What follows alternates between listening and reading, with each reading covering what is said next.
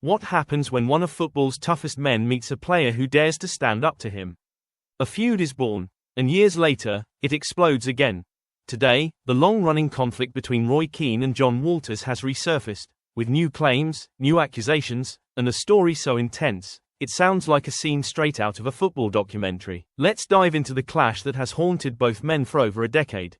It all began at Ipswich Town, when Keane, fresh into management after his Manchester United career, took charge of a young and ambitious squad.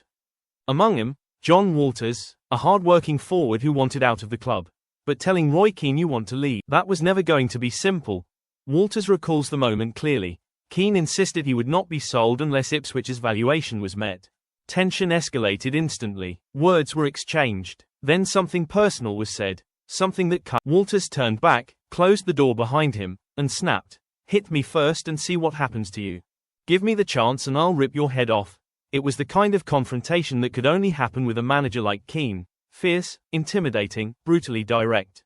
Walters eventually left for Stoke, but Keane, he never forgot. Years later, during an event in Dublin, Keane was asked about Walters. He didn't hesitate. "I know all about Jon Walters. Bluffer, talks a good game." Then he goes on TV, crying about how harshly he was treated. Maybe he should look at his medals.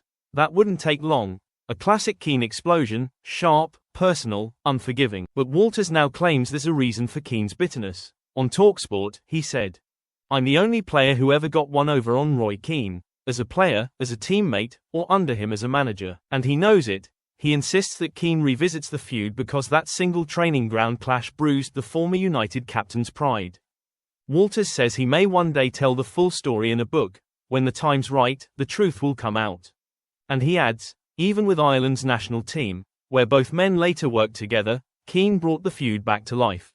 For Walters, this isn't just an old disagreement, it's a pattern. The Roy Keane Jon Walters feud isn't just another football argument. It's a story about authority, pride, and two strong personalities who were never meant to coexist. One, a Manchester United legend known for volcanic intensity. The other, a player who refused to back down, even when the room shook. And now, years later, the tension still lingers. Will Walters ever reveal the full story? Will Keane respond again?